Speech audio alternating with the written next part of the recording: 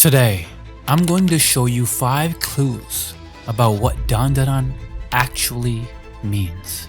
How Count Saint Germain could be actively trying to set something or someone free. Or how Momo is not actually a human, and how she's the key to what Dandadan is. It seems like Dandadan is not just a nonsensical title like Durara or Bleach, but there's actually a real meaning behind it. First off, have you noticed how the title is printed on the cover of the manga? Notice how the first 2 syllables, Danda, are a bit bigger than the third one, Dan. Usually, in typography, that kind of arrangement happens when you're trying to create a separation between words and syllables. It's like saying, this half of the word means a different thing from this other half. So Dandadan can be written as Dandadan, and in Japanese, Dan is a suffix which often means story. It's commonly used to refer to things like Kaidan, which means ghost story, Kidan, strange story, and Taikindan, the story of one's experience. Now that's one part of the mystery solved. So Dandadan must mean a story of Danda. The next question then is, what in the world does Danda mean? Turns out, the word Danda can mean several things, and the images and symbols at the end of chapter 163 have given us some hints on how to untangle this yarn of conspiracy. Starting off with something that caught my eye when I was researching this topic. I found that Danda can be used to indicate a specific unit of time. According to this study about the Vedic time system, one Danda is equal to about 24 minutes. And I was like, 24 minutes? What could the 24 minutes refer to? It's been said that a meditation session of 24 minutes is a good starting interval for most people. It's neither too short nor too long. That's why it's a recommended length of meditation time for beginners. Knowing Gigi had to start meditating to keep his chi in control, maybe he was doing meditation for 24 minutes a day to keep Evil Eye under control. Or maybe it's referring to the Serpo energy drinks, which falsely advertise that they give 24-hour energy, when in reality it only works for 24 minutes. So is Okarun going to fight with a 24-minute energy drink in the future? That connection seems too weak. And then I realized something. The average length of an anime episode. It turns out that every Dandadan episode is 24 minutes long, or if you want the exact number, 23 minutes and 58 seconds long. That's right. Every episode stays within the 24-minute mark and not a second more.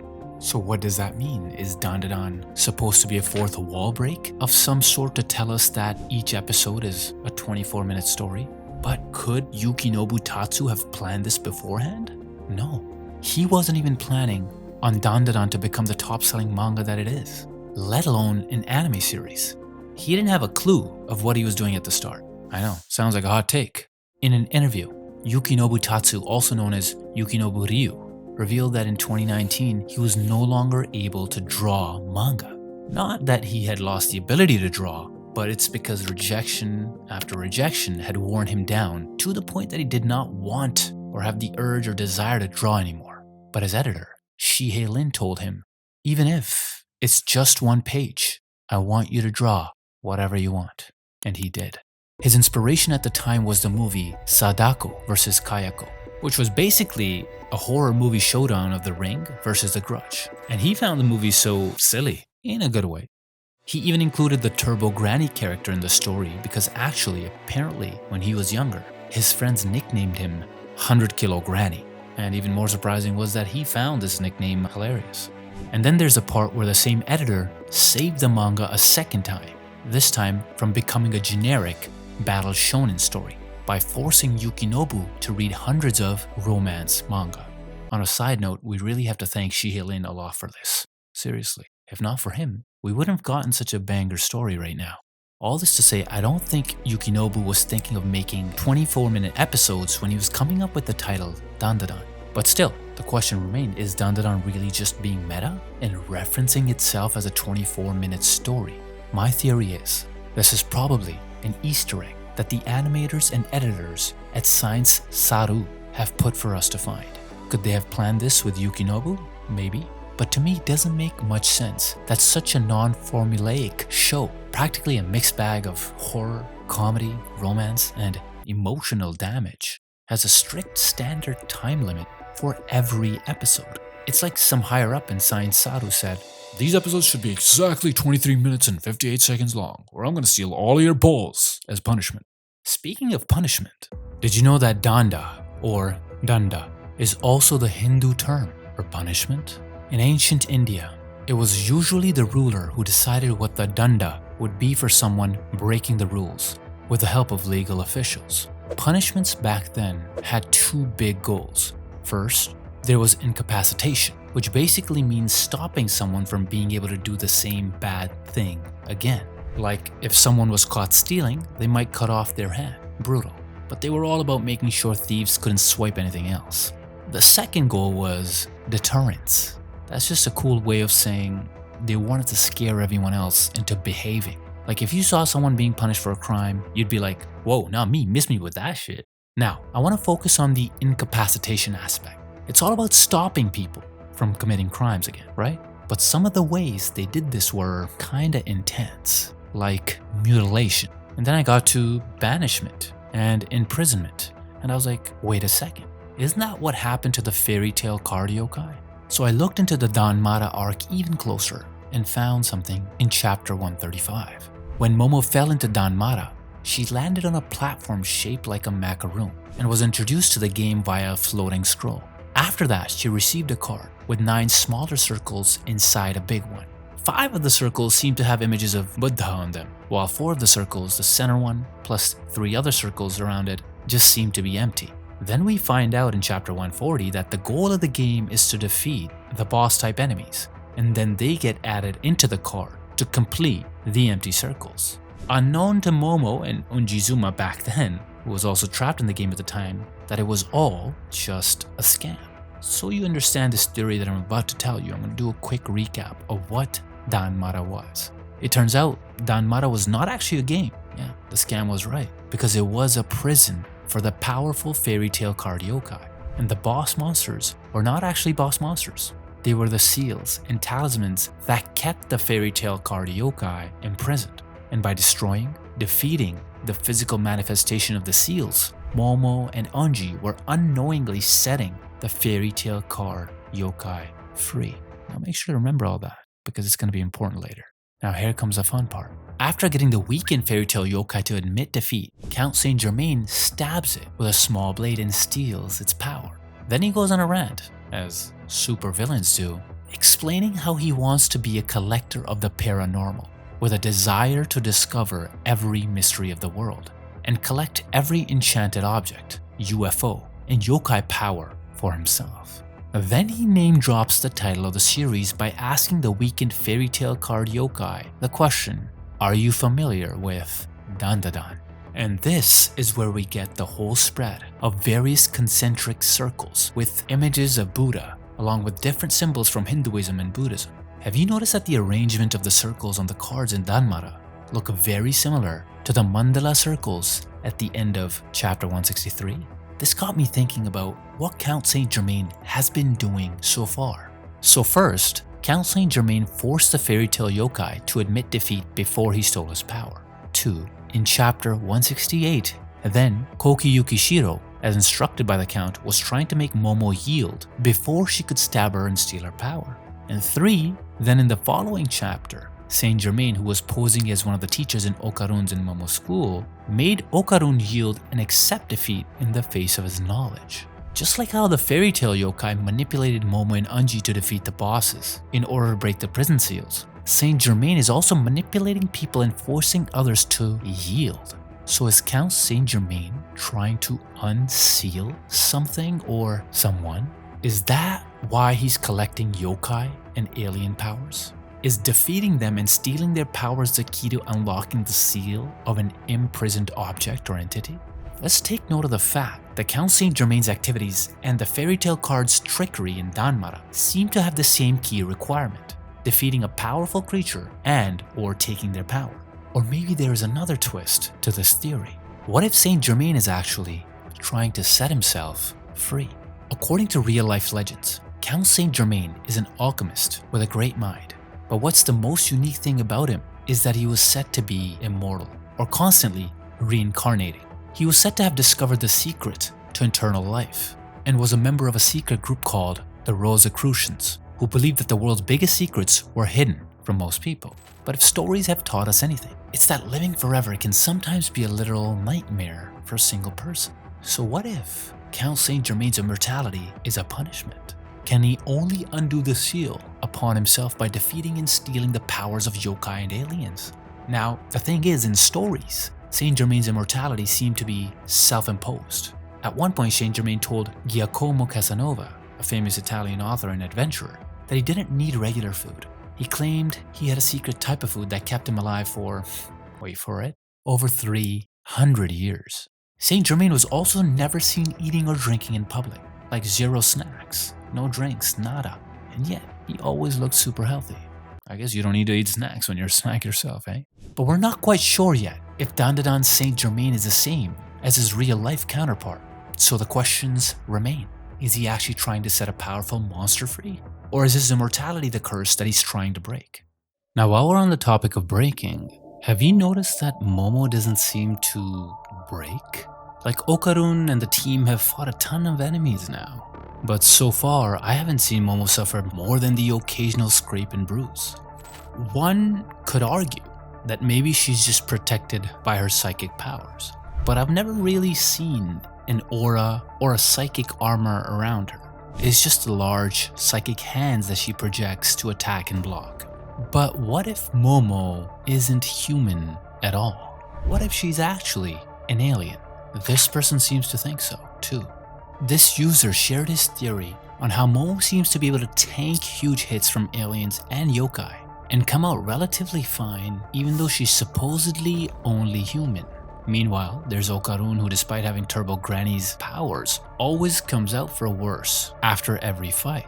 At one point, the dude almost dies from the core's attack. Momo seems to shrug off blow after blow from different enemies, which doesn't seem very human of her. I do think there's something here. I found it very sus that during the fight against the Flatwoods monster, Momo survived getting pummeled into a literal wall. In her supposedly human state, she managed to banish the Flatwoods monster with the seal and protect Okarun at the same time.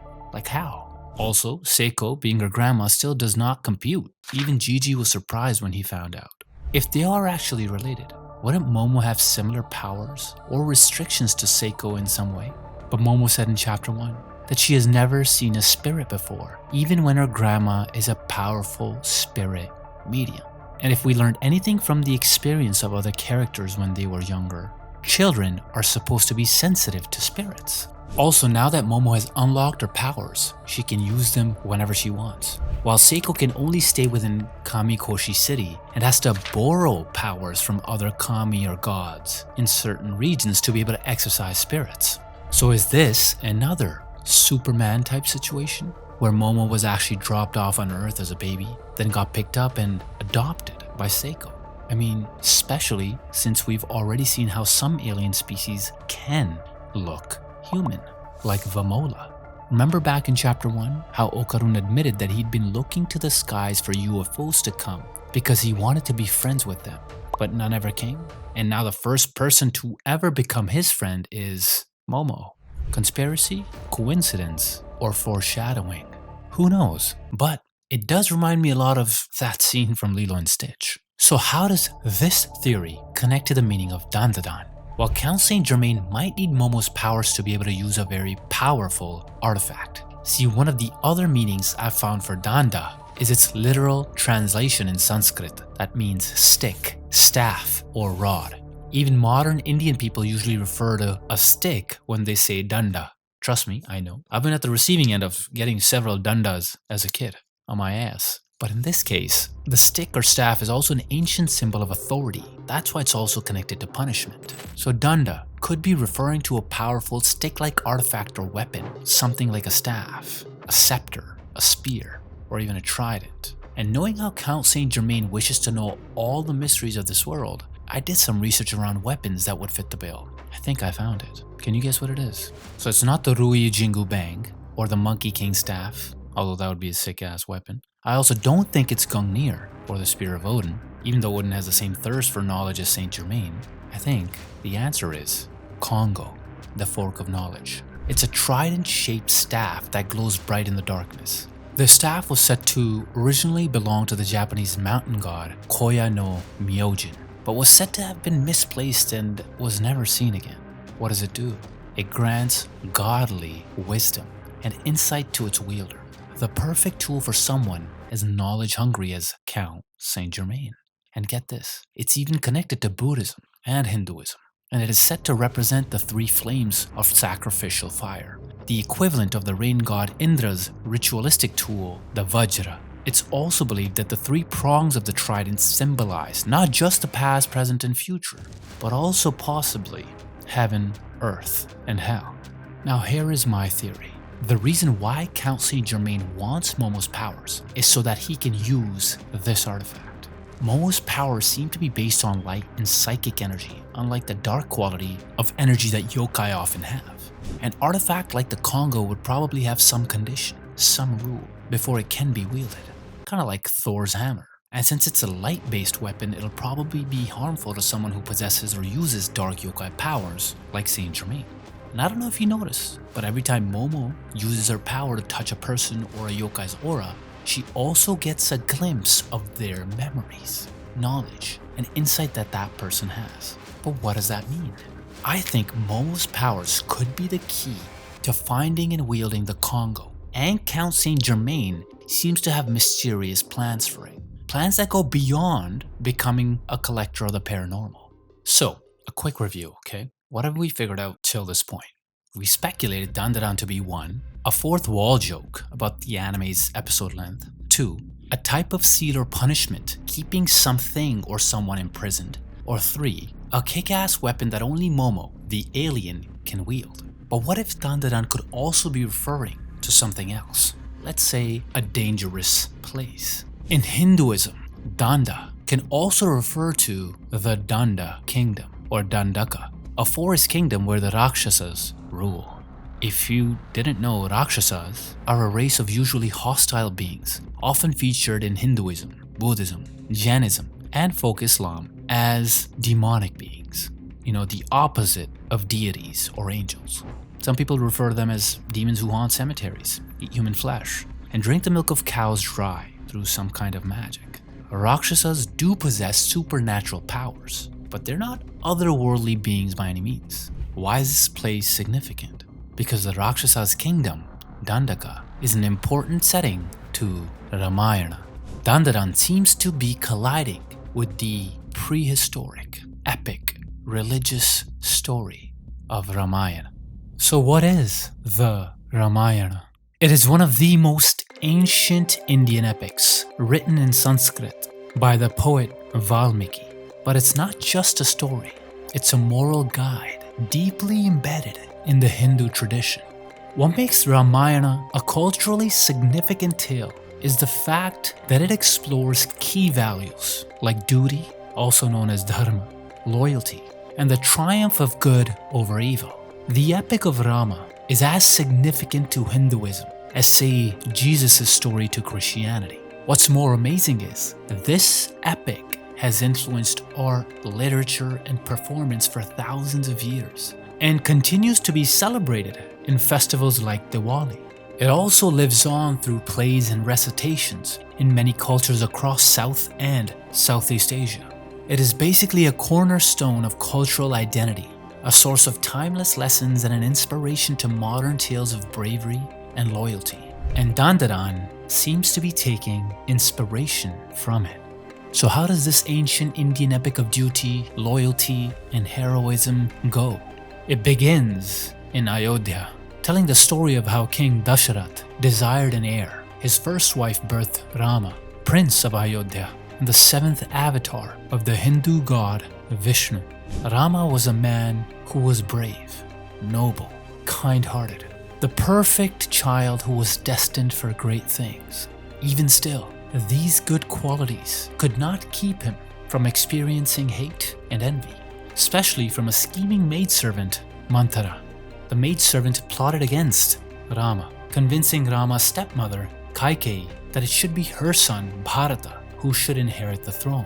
Poisoned by the maidservant's words, Kaikeyi claimed the two boons that the king had promised her by demanding the king to exile Rama into the Dandaka forest, and the second giving Bharata the throne instead. In response to all of this, Rama, being the most kind and understanding, did not mind at all. He was very much willing to go into exile, and his selfless nature guided him to understand that it was out of his father's hands. Rama's stepmother had claimed the boons that the king had promised her long ago, and it was the king's dharma, duty, to fulfill that which was promised. And so King Dasharath, with a broken heart, exiled Rama to the Dandaka forest for 14 years.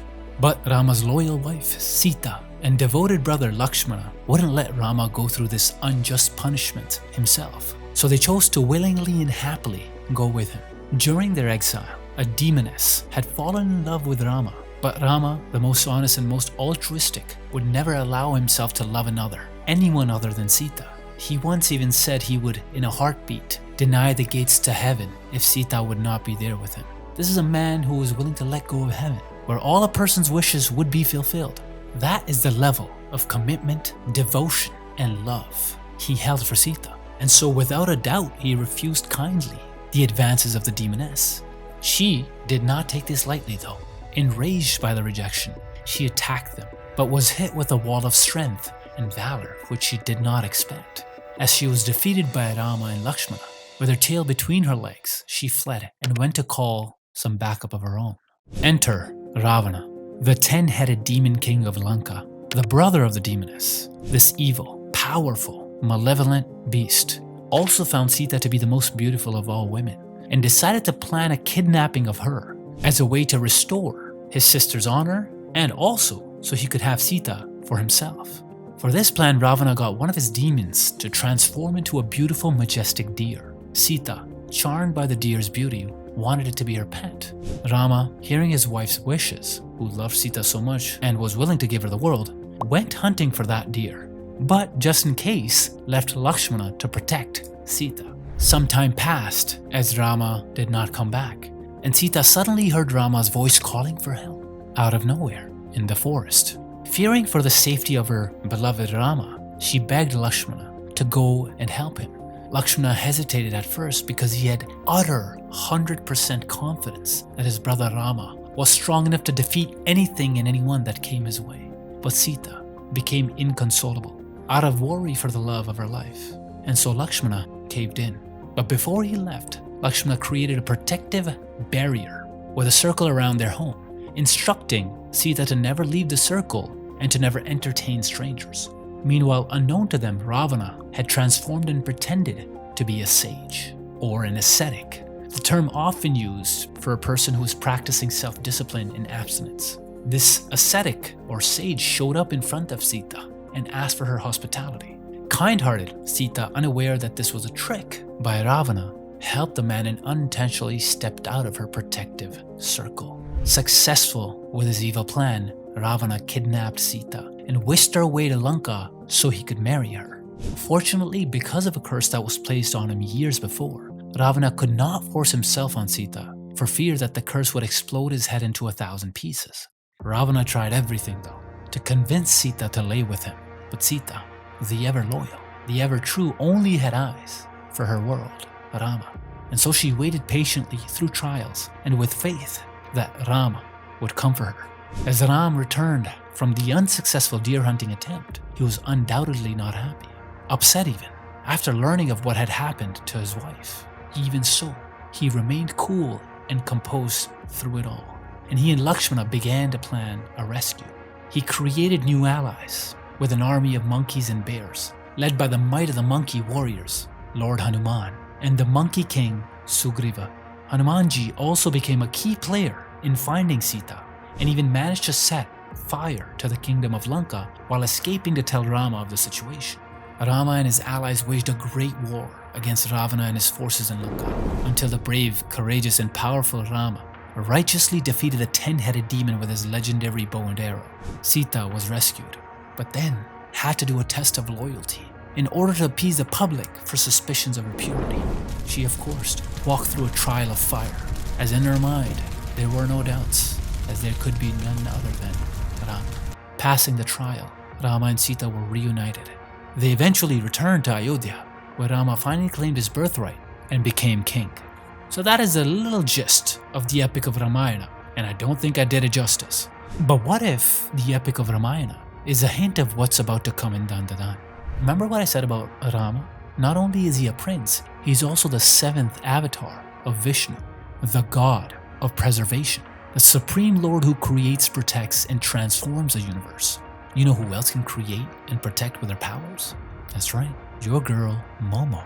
Now, Okarun wouldn't be Sita in this story, but Lakshmana was an amazing brother and support in Rama's epic. And so far, Okarun has also been a great support to Momo ever since the day they got their ability.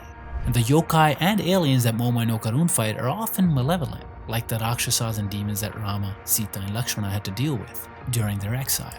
And what about Ravana, the 10-headed demon ruler of Lanka?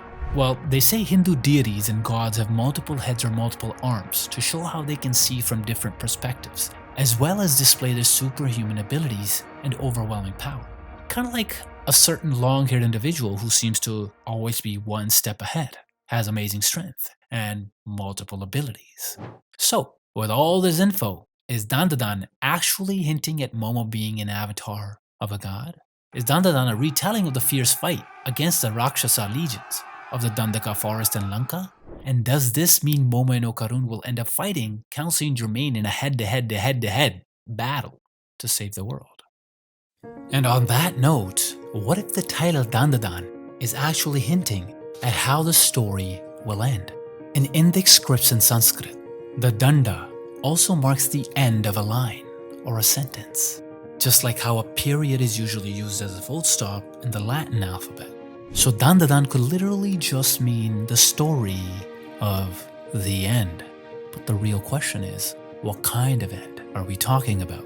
I can think of two possible interpretations: the end of the war or the end of the world. What do I mean? Let's start with talking about the more obvious one, the end of the world.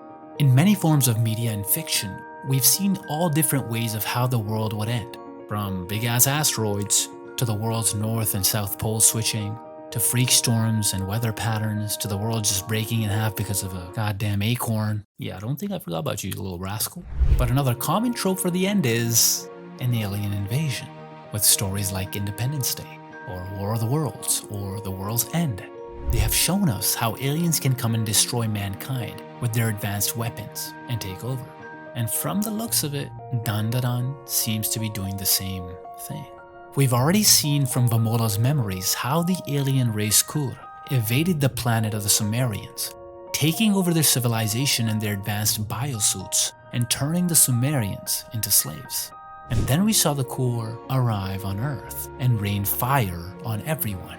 Good thing Reiko Kashima was there when it mattered, and her yokai powers are strong enough to trap all of the Kur spaceships inside her mirror dimension. I guess Doctor Strange isn't the only one with mirrors. Now, according to Rukoro Serpo, there are 666 alien species in the galactic system, and the Kur weren't even ones that he was familiar with. Now, with that many aliens, and more outside of the galactic system's control, there's a high chance that another alien invasion will happen again. And with Count Saint Germain on the enemy's side, we might have another world-ending scenario in our hands. But what if Dandadan is referring to a different ending? Here's where my end of the war theory comes in. Remember that in chapter 25, Okarun theorized that the reason why aliens can't invade Earth, even with their higher tech weapons, great numbers, and overwhelming forces, because of the yokai. And it's not just the yokai, it's all of the mythical creatures, demons, ghosts, and supernatural beasts all over the world that protect Earth from alien invasion. They're like a suit of armor around the world. Kind of like what Tony Stark wanted to create in the Age of Ultron. I see a suit of armor around the world. And that's why they're attacking powered people like Okarun, Momo, and Aira, because they have to study their powers and find out how to finally defeat the yokai and succeed in invading Earth. The thing is, if ancient history is to be believed, it seems some aliens have already been to Earth and have been protecting it too. Now we know the Sumerians are an alien species in Dandadan.